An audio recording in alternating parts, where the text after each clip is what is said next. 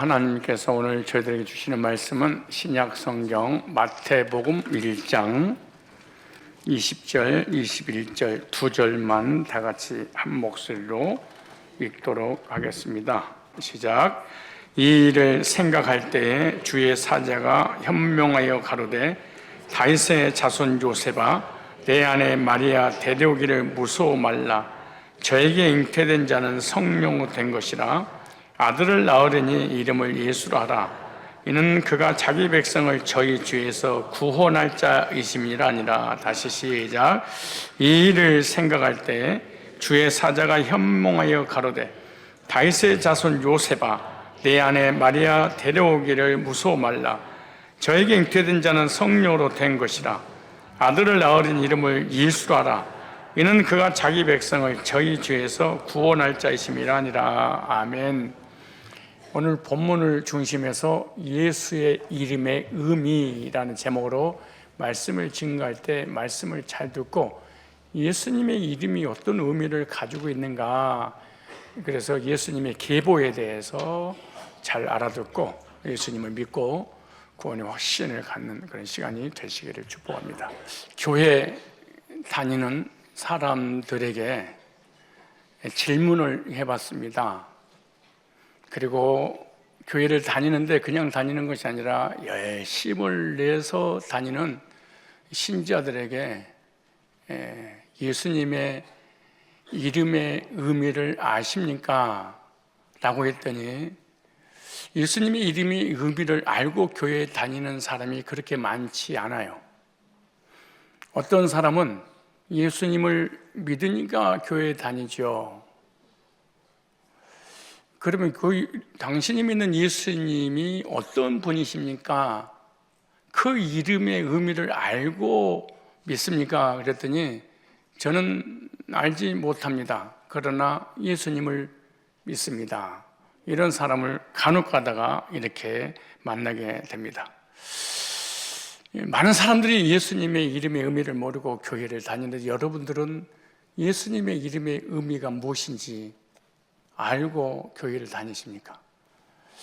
예수님 이름의 의미가 무엇인지 알고 예수를 믿고 있습니까? 벌써 여러분들 얼굴 보니까 당황스러워하는 그런 얼굴이에요. 여러분 부모님의 이름의 의미를, 여러분의 이름의 의미를 알고 부르고 믿고 따릅니까? 아니면 모르고 그냥 무조건 나는 믿어요 라고 다닙니까? 어떤 사람은 도깨비 방망이처럼 복 주세요, 복 주는 예수님. 어떤 사람은 귀신을 결박시키고 귀신을 쫓아낼 때 필요한 이름 예수. 어떤 사람은 은사 받을 때 예수님의 이름으로 기도하면 방언 주신다면서요 라고 예수 이름을 부르는 사람들. 어떤 사람은 아예 예수 이름에 관심 자체도 없어요. 너무나 안타까운 현실입니다. 여러분들 예수님의 이름의 의미를 알고 믿고 신앙생활 하고 있으십니까? 교회를 수십 년 다니는데 신천지, 안상홍, 정명석, 다락방, 정동수 이런 이단한테 싹 뺏겨버립니다. 왠 줄 아세요? 자기가 믿는 예수 이름도 몰라.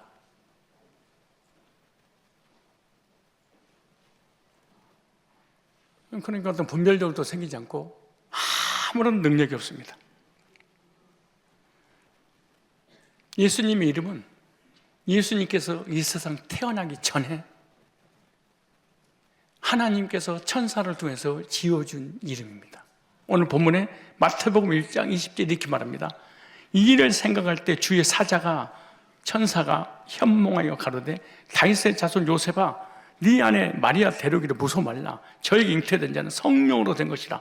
아들을 낳으리니 이름을 누구라라? 예수라라. 이는 그가 자기 백성을 저희 죄에서 구원할 자임이라. 요셉에게 하나님께서 이름을 지어주셨어.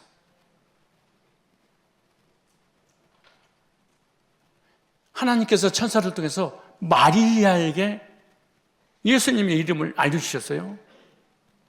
쳐볼까요? 누가복음 1장 30절에 천사가 일러 가로되 마리아여 무소 말라 네가 하나님께 은혜를 얻었느니라. 보라 네가 수태하여 아들을 낳으려니 그 이름을 누구라라? 예수라라. 저가 큰 자가 되고 지극히 높으신 이의 아들이라 일컬을 것이요 주 하나님께서 그 조상 다윗의 위를 저에게 주시리니. 왜 하나님께서 그리스도 이름을 예수라고 했는가? 왜 하나님께서 그리스도의 이름을 예수라고 부르라고 했을까? 또 어떤 사람은 예수가 있고요, 그리스도가 있고요. 예수 이름 부르면 안 되고 예수 그리스도를 믿어야 된다고 그러고, 어떤 사람도 그리스도 예수를 믿어야 된다고 그렇게 쌓고,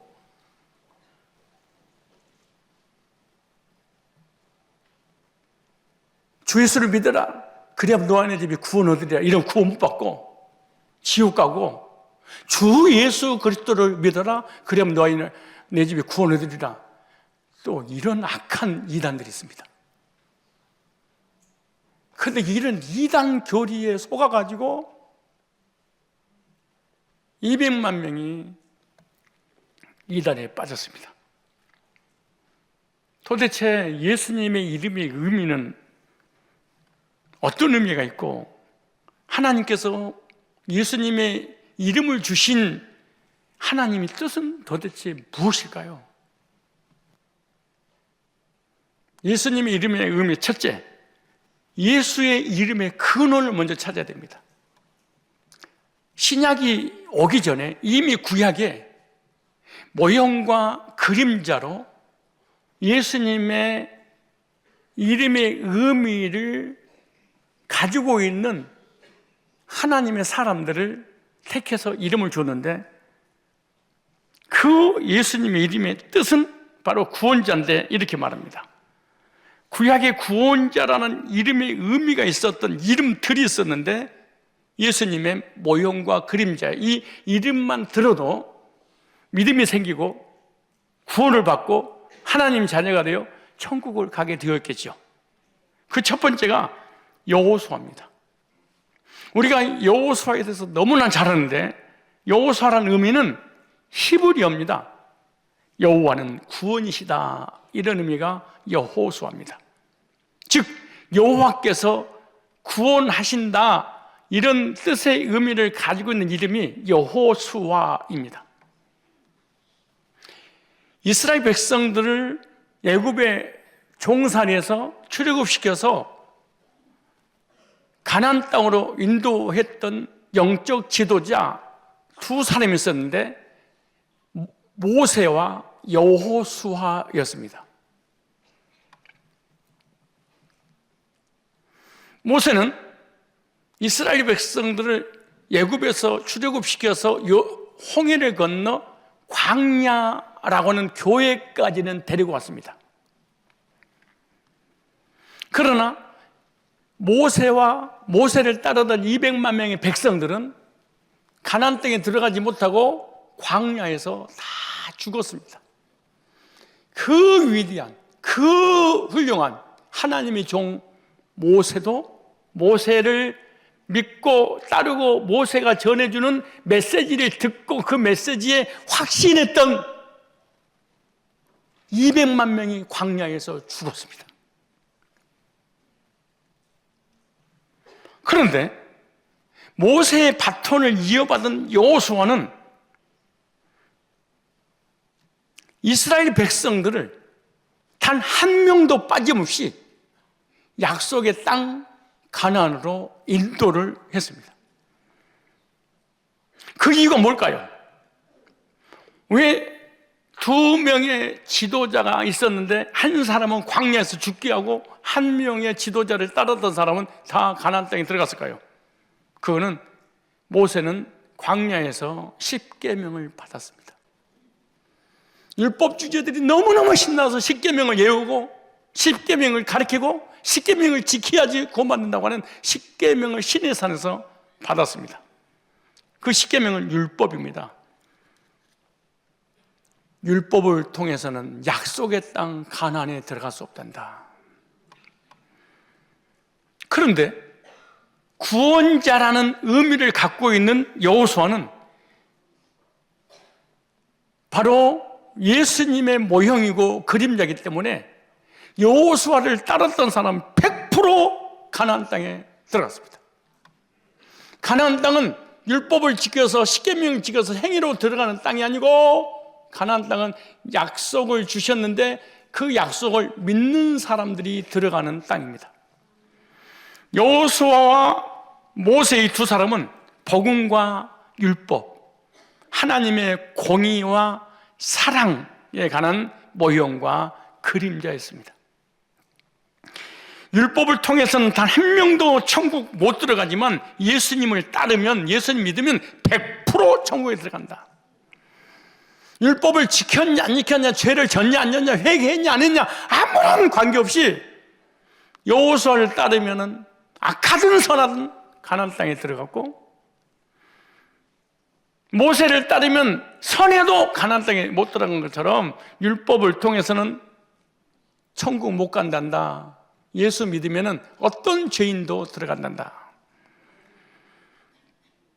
다시 말하면 율법을 전해서 행위로 구원받는다고 가르치는 이 지도자를 따르면 그 지도자도 천국 못 가지만 그 따르는 수천만 명, 수십억도 못 들어간단다.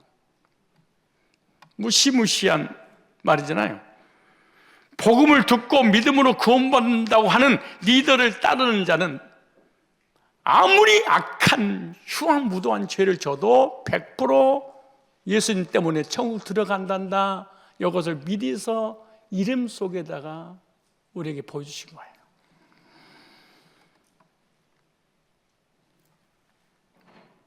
그 말씀이 고린도전서 10장에 나옵니다. 왜 모세를 따르는 200만 명이 다 광야에서 멸망을 받았는가? 10장 1절에 이렇게 기록됩니다. 형제들아, 너희가 알지 못하기를 내가 원치 아니하느니 꼭 알아라. 이거 신약인데 구약을 가지고 지금 말씀하는 거예요. 우리 조상들이 다 구름 아래 있고 바다 가운데로 지나며 모세에게 뭐예요? 여호수아에게 속한 것이 아니고 모세에게 속하여, 율법에 속하여, 십계명에 속하여, 행위로 구원받은 행위주의에 속하여, 다 구름과 바다에서 세례를 받고 다 같은 신령한 식물을 먹으며 만나를 먹었어요. 다 같은 신령한 음료도 마셨어요. 이는 저희를 따르는 신령한 반성도 마셨으면 그 반성은 곧 그리스도라. 그러나 저희의 나수를 하나님 기뻐하시 아니하신 거로 저희가 광야에서 멸망을 받았느니라. 예굽이라고는 세상에서 나와서 교회 와서 신앙생활을 해. 예배드리고 기도도 하고 세례도 받았어요. 방언도 하고 복음도 들었어요. 만나도 먹었어요. 온갖 신비한 은사를 다 체험하고 능력과 기적과 병 고친 것을 다 경험했어요. 하나님이 기뻐하지 아니한 거로 광야에서 멸망하여 죽고 가나안 땅에 들어가지 못했느니라. 여기 중요한 팩트가 뭐냐 그러면은 모세에게 속하여, 즉 율법에 속하여. 이런 율법주의 목회자, 지도자를 따르면은 지켰냐 안 지켰냐, 회개했냐 안 했냐, 두렵고 떨림으로 구원을 이루어라 말아라, 늘 우리 인간의 행위의 구원에 초점을 맞춰요. 이런 사람들은 아무리 기도를 많이 하고 귀신을 쫓아내고 은사를 체험하고 하늘에서 불을 내리는 경험했다 할지라도 교회에 와서 신앙생활 하다가 지옥 갔느니라. 그래서 중요한 거예요. 율법을 전하는 목회자, 지도자에게 속하여 그 메시지를 40년 동안 들었는데 믿음은 성장하지 않아. 왜냐? 하나님께서 주신 은혜와 약속이 없기 때문에 그런 거예요. 그러므로 모세는 율법의 모형이고 여호수아는 구원자, 예수님의 모형과 그림자로 미리서 보여주신 것입니다. 율법을 받고 율법을 따랐던 모든 백성들은 가나안 땅에 들어가지 못하고 광야에서 죽었습니다. 구원자 예수님을 상징한 여호수아를 따랐던 모든 백성들은 여호수아가 전에는 이 은혜로 말미암아 구원받은 이 진리를 듣고 한 사람도 빠짐없이 약속의 땅 가나안 땅에 들어간 것처럼 예수 믿으면 다 아무리 악한 죄인도 천국 간단다. 이걸 미리서 이름을 통해서 보여주고 계신 거예요. 즉 천하 인간에게 구원 얻을 다른 이름을 준 적이 없다. 두 번째, 구원자의 이름을 가지고 있는 구약의 모형과 그림자로 보여주는 사람이 있는데 남유다 요시야 왕입니다. 요시야의 이름의 뜻이 바로 예수입니다. 요시야의 이름의 뜻이 여호와께서 구원하신다, 구원자라는 의미입니다.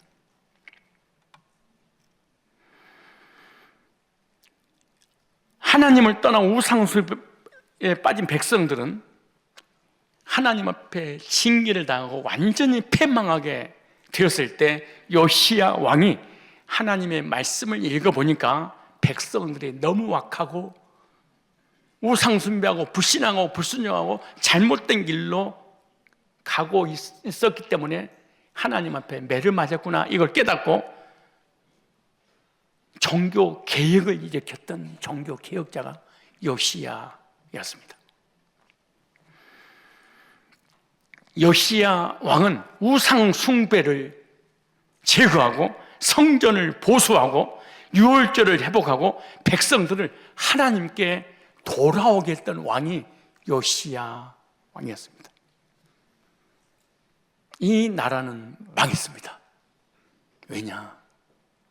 왕들이 샤머니즘에 빠져버렸습니다. 하나님은 왕이 됐든 평민이 됐든 우상 숭배하는 자들의 수명을 하나님이 단축시킵니다. 하나님이 가장 싫어합니다.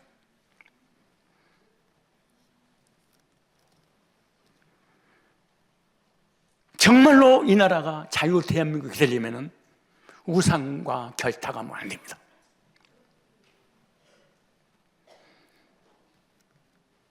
모든 이단들을 제거하고 순수하게 기독교인들이 하나님의 무릎 꿇고 하나님께 기도할 때 하나님은 우리를 불쌍히 여기서 돌이키게 합니다. 요시야 왕은 우상과 결탁하는 것은 하나님께 용서받을 수 없구나, 이걸 깨닫고 역대하 34장 8절에 보면 종교개혁을 일으킵니다.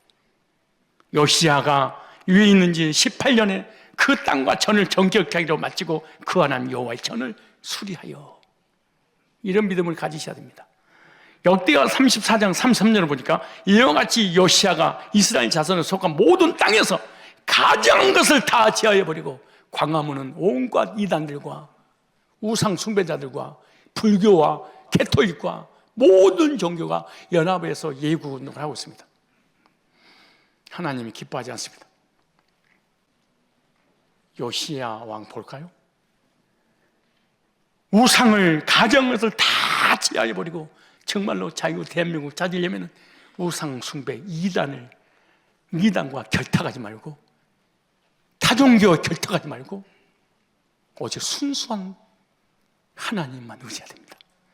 이스라엘 모든 사람을 그 하나님 여호와를 섬기게 하였으므로, 하나님만 섬기게 하였으므로 요시야가 사는 날에 백성이 그 열조의 하나님 여호와께서 복종하고 여호와께 복종을 떠나지 아니하였더라. 역대하 35장 1절에 요시야가 예루살렘 여호와 앞에서 유월절을 지켜, 유월절 양 잡아서 희생제물로 드리는 거잖아요. 오실 예수님이 십자가의 유월절 양이 돼서 구속하실 것이다, 이 예수님을 증거했어.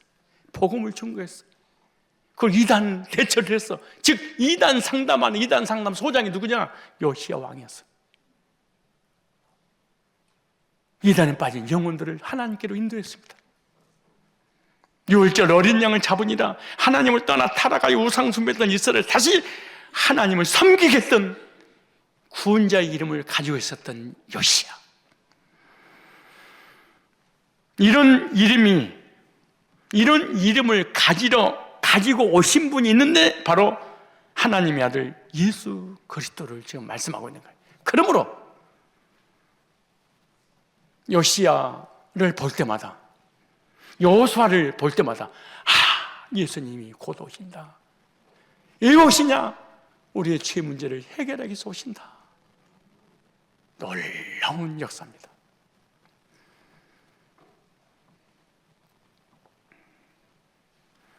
또 한 사람 예를 들어볼까요? 우리가 너무나 잘 알고 있는 호세아. 호세아의 이름, 다 히브리어로 이름을 지은 거예요. 그러겠죠. 유대인들이니까. 호세아의 이름의 뜻이 구원자, 구원, 예수님의 모형과 그림자입니다. 호세아에 대해서 호세아 3장 1절로 5절에 이렇게 말합니다. 호세아가 아내 고멜을 짝사랑한 얘기에 대해서 기록했습니다. 호세아의 사랑은 어떤 사랑이냐? 일방적으로 창녀 고멜을 선택해서 부인 삼은 사랑입니다. 이 고멜은 호세아의 부인될 만한 자격도 없고 부인될 생각도 없고 호세아가 누군지도 모르는데 호세아가 일방적으로 고멜에게 찾아가서 프로포즈를 해서 결혼 승낙 받아서 가정을 이루게 됩니다. 즉 고멜이라고 하는 여자가 호세아를 선택한 것이 아니라 호세아가 고멜을 선택합니다. 호세아 1장 2절에 이렇게 말합니다. 여호와께서 비로소 호세아로 말씀하시니라. 호세아를 통해서 이스라엘 백성들에게 하나님 마음을 전달해, 하나님 뜻을 전달해, 하나님 메시지를 전달하는데 여호와께서 호세아에게 이르시되 너는 가서 음란한 아내를 취하여, 처녀를 취하다는 게 아니고 무슨 처녀를 취하여? 음란한 여자를 취하여 음란한 자식들을 낳아라. 이 나라가 여호와를 떠나 크게 행하여 대표성을 올리기 위해서 이스라엘 백성들이 하나님을 떠나 음란한 행위인 우상 숭배를 하게 됐죠. 그래서 호세아가 일방적으로 고멜을 선택해서 사랑함으로 가정을 이뤘던 것처럼 너희들이 이렇게 나의 영적인 신분대 나를 떠나 타락하게 해서 이렇게 죄악 가운데 있구나, 이걸 보여주고 있는 거예요. 그래서 하나님께서 호세아에게 음란한 창녀 고멜을 택하여 호세아의 아내를 삼으라고 명령을 내립니다. 호세아는 그 말씀에 순종하여 하나님이 선택해 주신 고멜을 아내로 삼습니다. 그러면 선택의 사랑을 이어서 호세아에게 실천하도록 명령을 내립니다. 그냥 선택만 하지 말고 그 고멜을 사랑한다면 실천을 해야 되지 않겠느냐라고 말씀하는 거예요. 그런데 고멜은 음란한 여자로서 호세아의 사랑을 받을 만한 아무런 근거가 없는데 그럼에도 불구하고 호세아가 그를 아내로 선택을 합니다. 그것은 뭘까요? 하나님께서 죄인들을 일방적으로 사랑하셔서 선택하신 것을 보여주고 있는 거예요. 우리 인간이 내 구원이 자유의지가 있고 우리의 인간의 자유의지에서 하나님을 선택하고 선택하지 않고 그런 게 아니고 하나님께서 우리 인간의 죄인된 인간을 일방적으로 사랑해서 선택했다. 이걸 하나님의 선택적 사랑을 믿어서 보여주고 있는 거예요. 우리는 하나님 누구인지 몰라, 예수가 누구인지 몰라, 구원이 뭔지도 몰라, 천국과 지옥이 있는지 몰라, 아무것도 몰라, 다 몰라. 딱 한 가지, 죄 짓는 거, 하나님을 저주하고 하나님 원망하고 하나님께 불평하고 불신앙하고 우상숭배하고 저밖에 모르고 악한 짓거리 하는 것밖에 모르지 하나님은 어떤 분인지 전혀 우리 인간은 몰라요.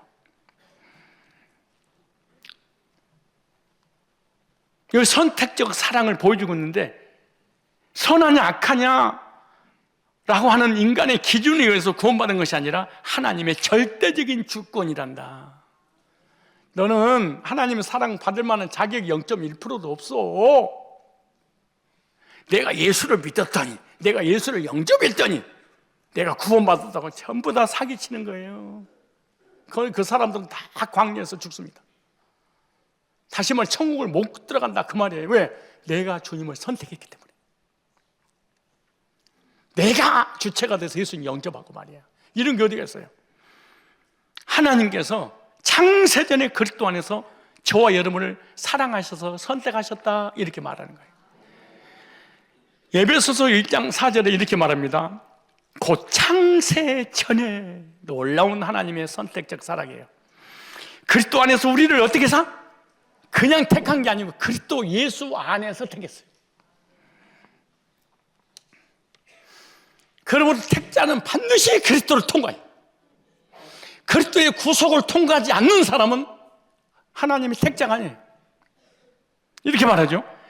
우리로 사랑 안에서 그 앞에 거룩고 흠이 없게 하시려고 로마서 9장 11절에 보면 그 자식들이 아직 나지도 않냐고 무슨 선이나 악을 행하지 아니한 때에 택하심을 따라 하나님의 뜻이 행위로 말미암지 않고 오직 부르신 이로 말미암아 서게 하십니다. 로마서 8장 29절로 30절에 보니까 하나님이 미리 아신 자들로 창세전에 우리를 미리 알았어.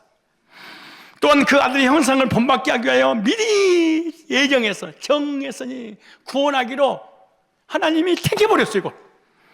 그렇게 이 땅에서 무엇인가 이루어지지 않아요. 이는 그로 많은 형제 중에서 맏아들이 되게 하심이라. 또 미리 정하신 그들을 예정해놓고 선택해놓고 정해놓고 또한 부르시고 때가 되면 교회를 불러. 부르심은 두 가지 있어요. 하나는 외적 부르심, 또한 내적 부르심. 외적 부르심은 예배드리고 기도하고 예수님의 소식을 듣는 거 다 이거 신앙생활하고 하나님 누군지 예수님 누군지 성경이 무엇인지 구원이 무엇인지 은혜로 구원받고 이거 다 이게 기도하고 찬양하고 이거 다 지금 외적인 부르심이에요. 하나님 부르시는 거야 이게. 근데 내적인 부르심이 있어. 내적인 부르심이 뭐냐?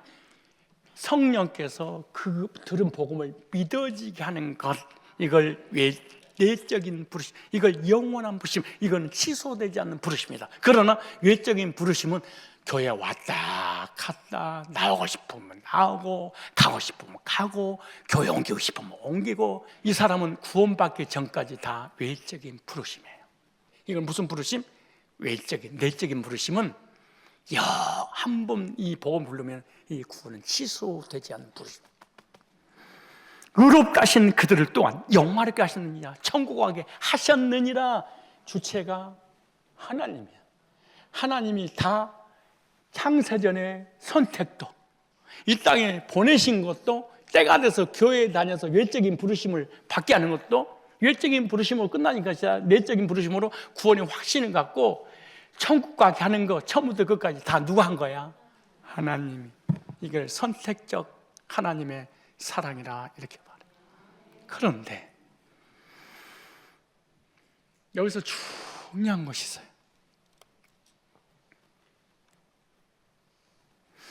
똑같은 시간에 똑같은 장소에서 똑같이 복음을 듣는데 한 사람은 울어. 막 기뻐 막 감격스러워. 한 사람은 멍 때려.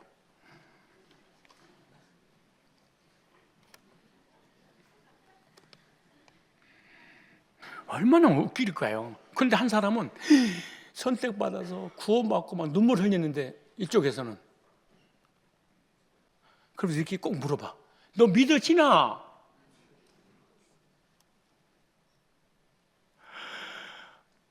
선택받은 사랑을 받은 사람은 믿는 게 아니고 믿어져. 그런데 선택적 사랑을 받지 못하면 자기가 믿으려고 해도 안 믿어져. 그러니까 안 믿어지는 것도 불강력적인 것이고 믿어지는 것도 불강력적이야. 이거 어때? 나도 아니 목사님 나이가 막 이게 연세가 막 들어가는데 그 확신과 열정이 가면 더 심해져요. 내가 어떻게 알아 그거를? 그거 어떻게 알아? 우리가 나 못하라는 거야. 믿어지는데 이게 무슨 사랑? 호세아의 일방적인 선택적 사랑을 통해서 하나님이 사랑하는데 율법을 잘 지키고 착한 선한 사람을 선택한 것이 아니라 음란한 죄인들, 원죄와 자범죄, 우상 숭배에 빠져있는 죄인들의 길수를 일방적으로 사랑을 선택한다. 이걸 호세아와 고멜의 러브스토리를 통해서 우리에게 보여주고 있는 거예요.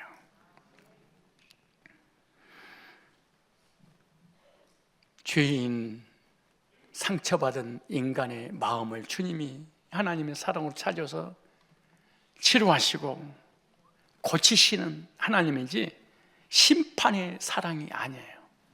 무슨 사랑이 아니에요?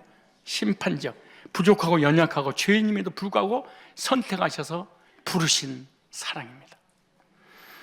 이 위대한 사랑은 호세아가 실천을 합니다. 아내로 삼습니다. 그리고 일방적으로 받아줍니다. 고멜이 지은 죄에 대해서 한마디도 묻거나 따지지 않고 일방적으로 받아라 그렇게 말합니다. 그래서 실천을 옮기죠.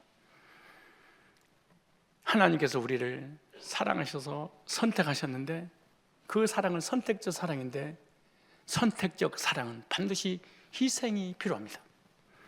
그래서 하나님의 아들 예수님이 오셔서 그 사랑을 실천했는데 그게 십자가의 사랑입니다.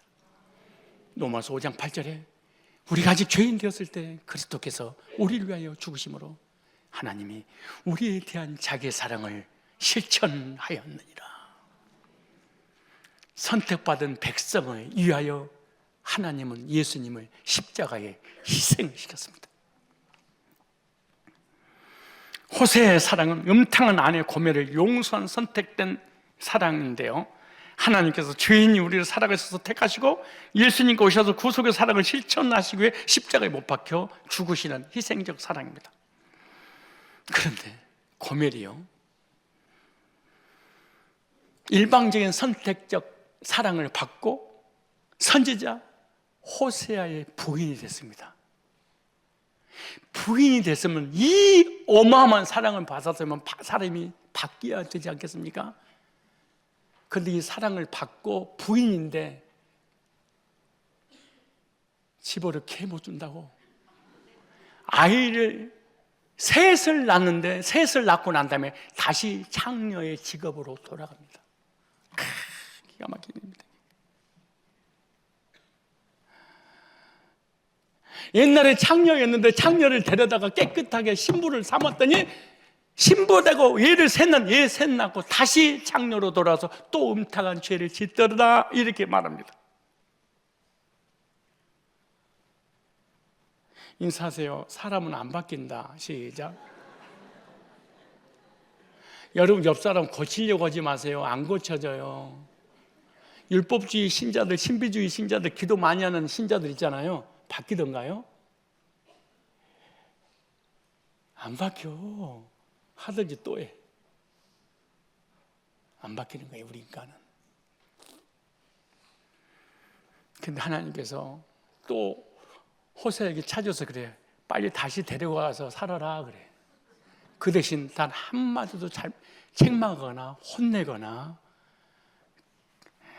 지적하지 마라. 그대로 받아라. 그러니까 그 말씀을 또 순종해서 그 창녀를 데려오는데 엄청난 재산을 그 창녀를 데리기 위해서 대가를 지불해서 데려옵니다. 이것이 이스라엘 역사에 반복된 부부요 하나님과 이스라엘 백성들의 사랑의 관계였습니다. 이것은 오늘 우리를 적용하면 호세아와 결혼하는 것은 묻지도 따지지 않고 언제 문제가 해결됐습니다. 일방적인 하나님의 선택적 사랑으로 예수님 믿고 우리가 구원받아서 언제가 해결됐습니다. 언제 문제 해결받고 난 다음에 자범죄는 밥 먹는 것보다 더 많이 짓습니다. 안 짓고 산다고요? 여러분 우리가 구원받고 난 다음에 얼마나 많은 죄를 짓습니까? 그러니까 너무너무 죄가 많으니까 자기도 헷갈리고 회개를 했는지 안 했는지 자기도 몰라. 그래서 알게 모르게 지은 죄를 용서하여 주옵소서. 물어봅시다. 알면서 지은 죄는 회개했다고 칩시다. 그럼 모르고 지은 죄는 죄가 아니야? 근 하나님이 지적하고 때리고 혼내고 심판해서 너 구원 취소할 거야. 그렇지 않았습니다. 하나님께서 아들을 세상에 보내셔서 십자가에서 완벽하게 구속을 이루시고 어떤 죄를 짓는다 할지라도 은혜의 보좌 앞에 담대히 나오거라. 언제도 용서해 주신 그 주님께서 자범죄도 용서해 주셨습니다. 여러분 눈을 보니까 이렇게 생각하는 것 같아요. 나는 용서해줘도 쟤는 안 되죠. 쟤는 회개해야 됩니다. 혹시 그러죠? 혹시 그렇게 안 하세요? 내 죄는 하나님 나를 사는 용서해 주지만 죄는 철저하게 회개하고 깨닫고 돌이키지 않으면 용서받지 못합니다. 꼭 이렇게 지적하고 싶어요. 즉 아내의 죄는 하나님 용서해 주는데 우리 남편의 죄는 용서해 주실 수 없습니다.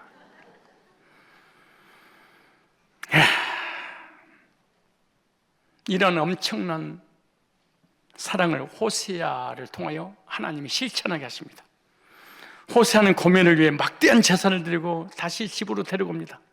음탕한 아내 고멜을 용서하시고 구속의 사랑을 실천했습니다. 그러므로 도덕적이고 윤리적인 사람은 구원받기 쉽지 않습니다.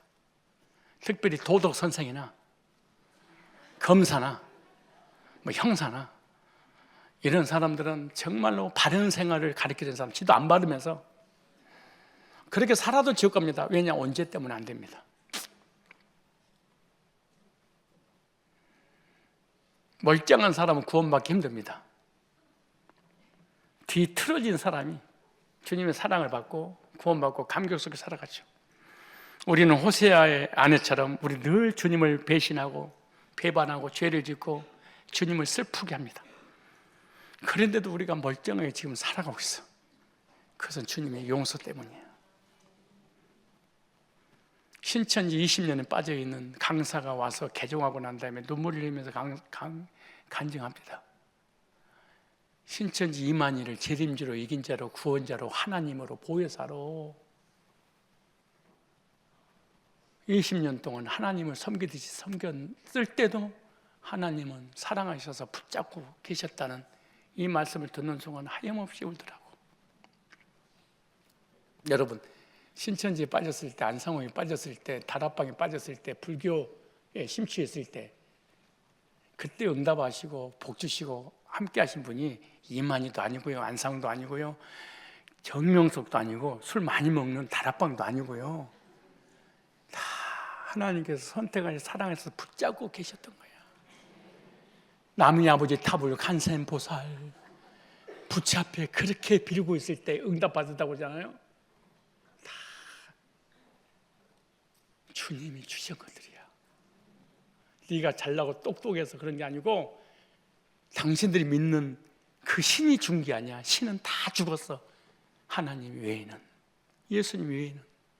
그때 예수님이 이미 선택적 사랑으로 붙잡고 계셨던 거야. 우리는 모르지만, 고멜은 모르지만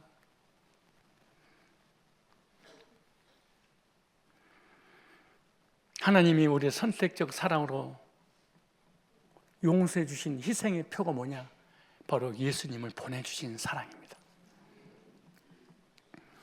그래서 구약의 구원자 이름을 가진 자들 그러면 앞으로 오실 예수님의 모형입니다.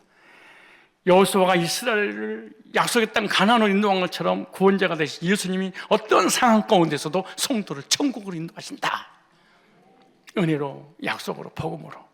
요시아가 타락한 이스라엘을 다시 하나님께 돌이켜 주님을 섬기게 했던 것처럼 구원자 예수님께서 우리를 구원하여 하나님을 섬기게 하시는 것입니다. 호세아가 죄인 고멜을 사랑하여 택하여 모든 죄의 대가를 지불하고 구속한 것처럼 구원자 예수님께서 음탕한 죄인 우리를 예수의 핏값을 주고 우리를 구속하셔서 예수님의 신부 삼은 하나님과 죄인을 향한 사랑 이야기인데, 이 사랑은 하나님의 짝사랑이었습니다. 의인을 향한 짝사랑이 아니라 죄인을 향한 짝사랑. 얼마나 아플까요? 일방적인 사랑이 얼마나 고통스러운 줄 아세요? 찢어질 것 같던 마음이 들어요. 하나님이 우리를 이렇게 일방적으로 사랑하셨대요. 그래서 예수님을 통해서 죄 문제, 저주 문제, 사망의 문제, 심판의 문제를 해결하고 영원한 천국 구원의 길로 인도하신 것입니다. 이 구원의 역사 속에서 내가 할 수 있는 것은 아무것도 없습니다. 내가 단 0.1%라도 내가 할 수 있다고 한 그 사람은 거듭난 사람이 아닙니다. 이것은 알미니안주의라고 합니다. 인간의 행위 구원이라고 합니다. 구원의 주어가, 구원의 주체가 나라고 하는 것은 잘못된 겁니다. 다 주님이 창세전에 세운 계획의 역사입니다. 두 번째, 예수님의 이름의 의미는 바로 하나님의 이름이 예수입니다.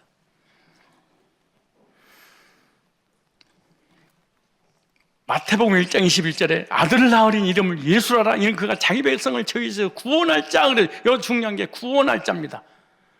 즉 예수는 구원자인데, 구세주, 구주, 구원자가 예수인데, 구원자는 아무에게나 붙일 수 없는 이름입니다. 하나님만이 우리 인간이 지은 죄에서 구원할 자이기 때문에 예수님의 이름은 구원자의 이름입니다. 그 구원자의 이름이 예수가 바로 하나님이세요. 즉 하나님의 이름을 천사를 통하여 우리에게 알려주셨는데, 예수라, 내 이름은 예수란다 알려주신 겁니다. 구약에서는 하나님의 이름을, 지금 신약에서는 예수님이 이라고 불렀는데 구약에서는 뭐라고 불렀냐? 여호와 이렇게 불렀습니다. 여호와나 예수는 같은 의미입니다. 찾아볼까요? 이사야서 43장 15절에 나는 여호와 너희의 거룩한 자요 이스라엘의 창조자요 너희 왕이니라. 49장 26절에 나 여호와는 내 구원자요 내 구속자요 야곱의 전능자인 줄 알리라. 이사야서 43장 11절로 12절을 보니까 나 곧 나는 여호와라 나 외에 구원자가 없네. 나 외에 구원자가 없느니라. 하나님 외에는 구원자가 없느니라. 그런데 자기 백성을 저희에서 구원할 자, 예수 이름을 구원자야. 그러니까 구원자 예수는 하나님의 이름이었구나.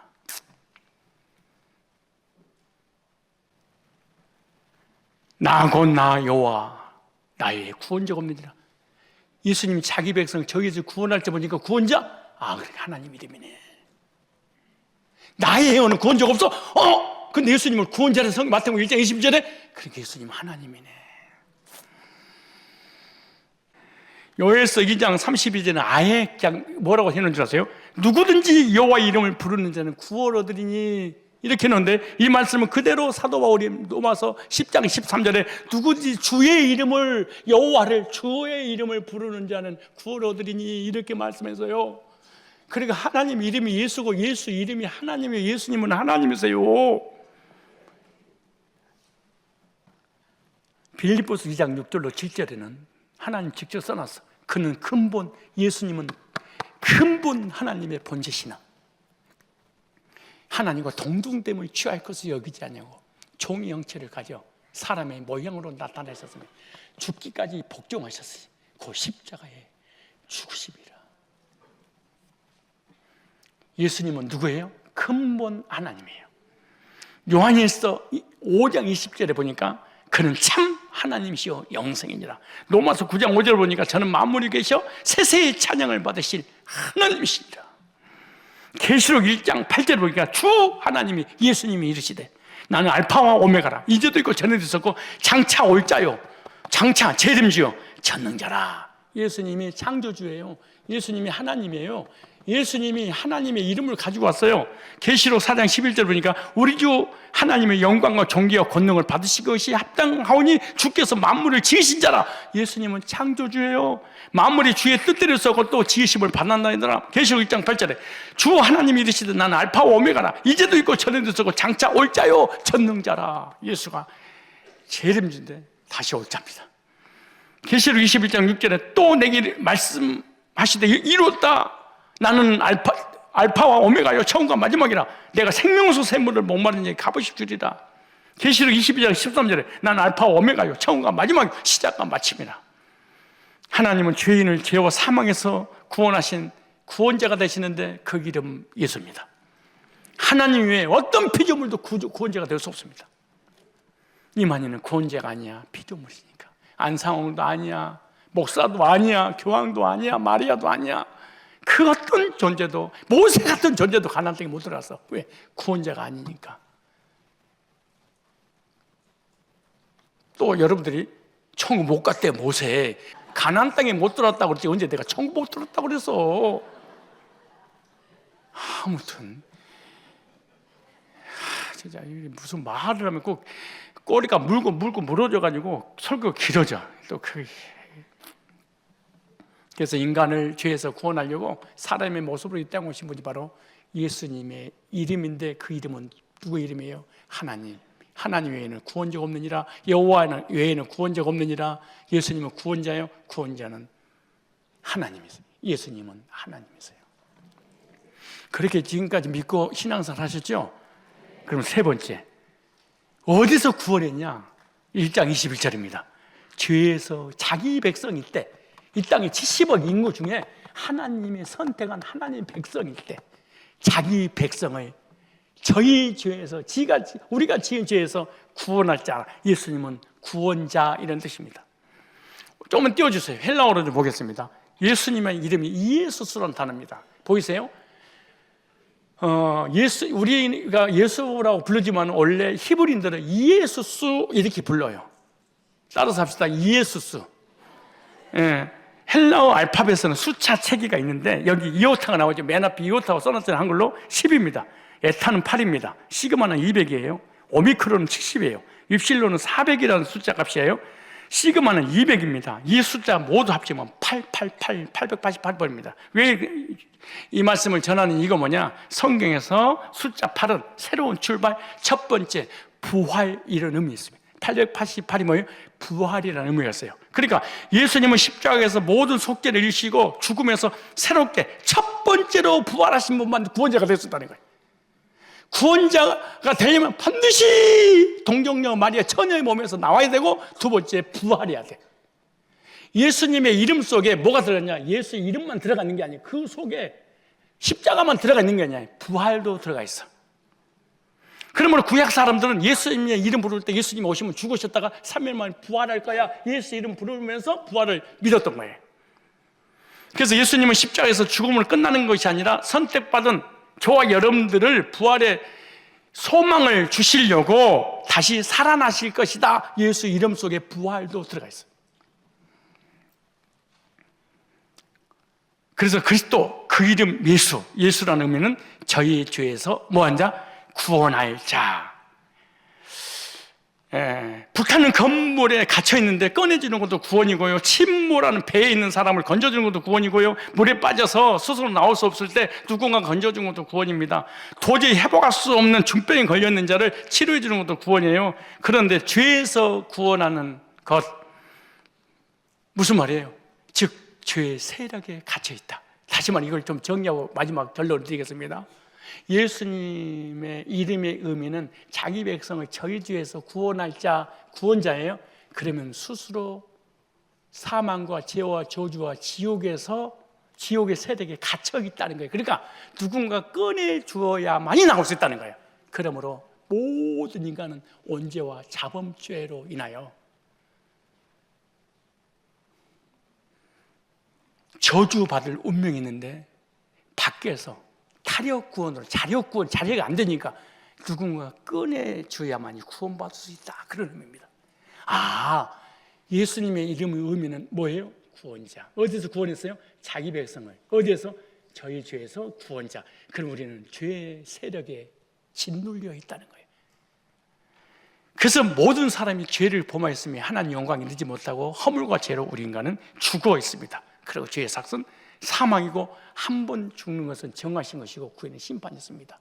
그런데 예수의 이름의 의미, 자기 백성을 저희 죄에서 구원할 그 구원자를 믿으면 저와 여러분의 모든 죄를 예수님의 이름의 의미 때문에 간구하심을 받는다고 로마서 3장 25절에 그렇게 말합니다. 전에 지은 죄를 간구하심으로. 왜 여러분이 교회를 오래 다녀도 구원받지 못하냐? 예수님 이름의 의미가 뭔지를 몰라. 예수님 이름의 의미만 알아도 구원받고 하나님 자녀가 되는데, 예수의 이름의 의미를 모르는 사람 특징이 뭐냐? 회개야 구원받아. 가봐야 알아. 하나님만 알아. 우리를 몰라. 우리가 알면 그만한 거야. 이게 모세에 속하여 모세의 메시지를 들어서 완전히 세뇌가 돼서 그렇습니다. 여호수아를 만나기 전까지는 절대로 구원의 역사가 일어나지 않습니다. 로마서 3장 24절 보니까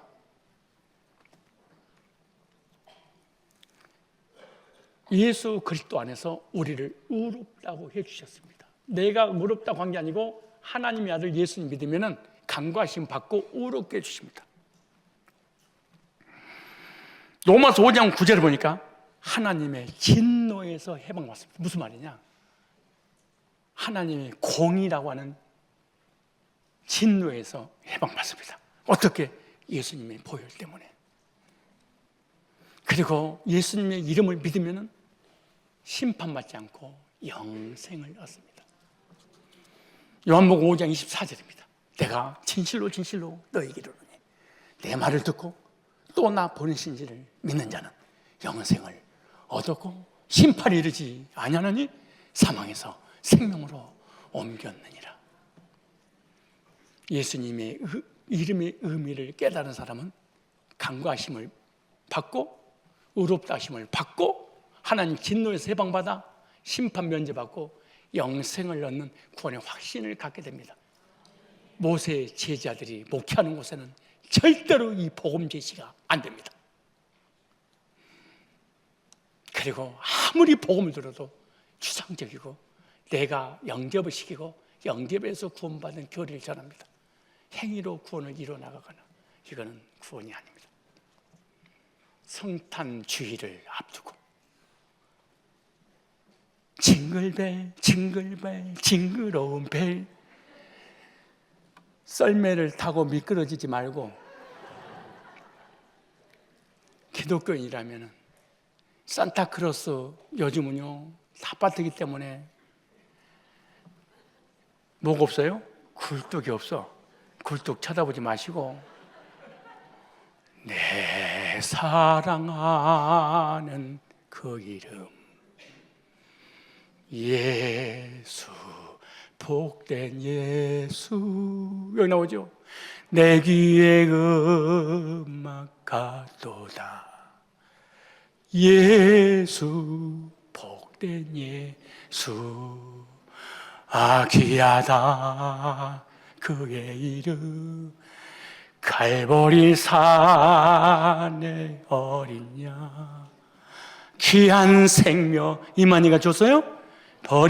버리셨네 예수 복된 예 2절 내 마음에 계신 그 이름 예수 복된 예수 내 눈에 눈물 씻기는 예수 복된 예수 아 귀하다 그의 이름 갈보리 산의 어린 양 귀한 생명 버리셨네 예수 찬송하면서 마치겠습니다. 자, 예수 내 사랑하는 그 이름 예수